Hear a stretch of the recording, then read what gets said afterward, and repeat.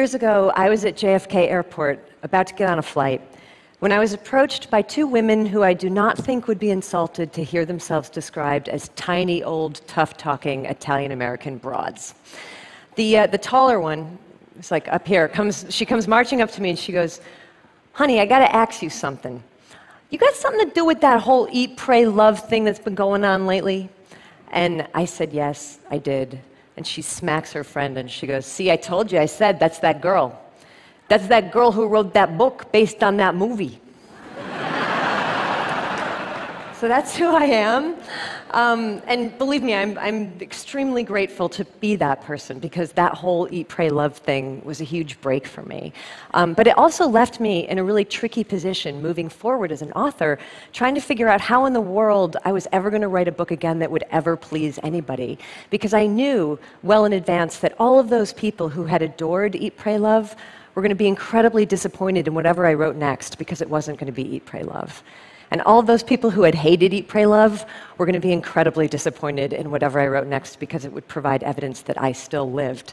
So I knew that I had no way to win, and knowing that I had no way to win made me seriously consider for a while just quitting the game and moving to the country to raise corgis. But if I had done that, if I had given up writing, I would have lost my beloved vocation.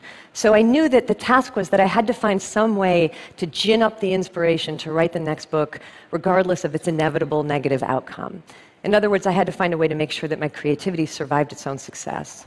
And I did in the end find that inspiration, but I found it in the most unlikely and unexpected place. I found it in lessons that I had learned earlier in life about how creativity can survive its own failure. So just to back up and explain, the only thing I have ever wanted to be for my whole life was a writer. I wrote all through childhood, all through adolescence. By the time I was a teenager, I was sending my very bad stories to The New Yorker, hoping to be discovered. After college, I got a job as a diner waitress, kept working, kept writing, kept trying really hard to get published, and failing at it. I failed at getting published for almost 6 years. So for almost 6 years, every single day, I had nothing but rejection letters waiting for me in my mailbox. And it was devastating every single time. And every single time, I had to ask myself if I should just quit while I was behind and give up and spare myself this pain. But then I would find my resolve, and always in the same way, by saying, "I'm not going to quit, I'm going home." You have to understand that for me, going home did not mean returning to my family's farm. For me, going home meant returning to the work of writing, because writing was my home. Because I loved writing more than I hated failing at writing, which is to say that I loved writing more than I loved my own ego, which is ultimately to say that I loved writing more than I loved myself. And that's how I pushed through it. But the weird thing is that 20 years later, during the crazy ride of Eat, Pray, Love, I found myself identifying all over again with that unpublished young diner waitress who I used to be, thinking about her constantly and feeling like I was her again, which made no rational sense whatsoever, because our lives could not have been more different. She had failed constantly. I had succeeded beyond my wildest expectation. We had nothing in common. Why did I suddenly feel like I was her all over again? And it was only when I was trying to unthread that I finally began to comprehend the strange and unlikely psychological connection in our lives between the way we experience great failure and the way we experience great success. So think of it like this. For most of your life, you live out your existence here in the middle of the chain of human experience, where everything is normal and reassuring and regular. But failure catapults you abruptly way out over here into the blinding darkness of disappointment. Success catapults you just as abruptly, but just as far, way out over here into the equally blinding glare of fame and recognition and praise.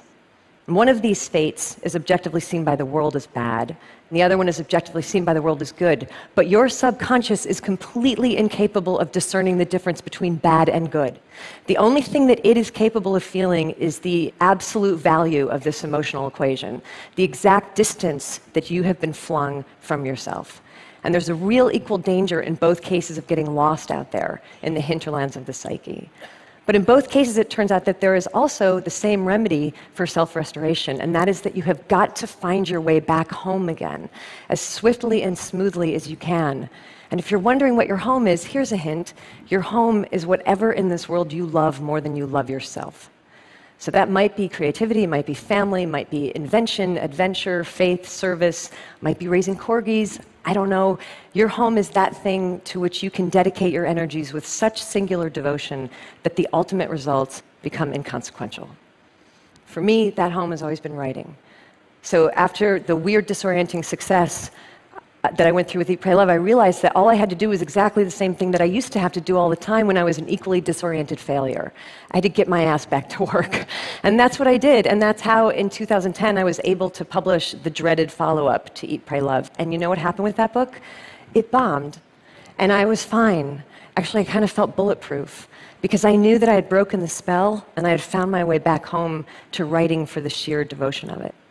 And I stayed in my home of writing after that, and I wrote another book that just came out last year, and that one was really beautifully received, which is very nice, but not my point. My point is that I'm writing another one now, and I'll write another book after that, and another, and another, and another, and many of them will fail, and some of them might succeed, but I will always be safe from the random hurricanes of outcome, as long as I never forget where I rightfully live. Look, I don't know where you rightfully live, but I know that there's something in this world that you love more than you love yourself. Something worthy, by the way. So addiction and infatuation don't count, because we all know that those are not safe places to live, right? The only trick is that you've got to identify the best, worthiest thing that you love most, and then build your house right on top of it, and don't budge from it. And if you should someday, somehow, get vaulted out of your home by either great failure or great success, then your job is to fight your way back to that home the only way that it has ever been done, by putting your head down and performing with diligence and devotion and respect and reverence whatever the task is that love is calling forth from you next. You just do that and keep doing that again and again and again, and I can absolutely promise you from long personal experience in every direction, I can assure you that it's all going to be okay. Thank you. Thank you.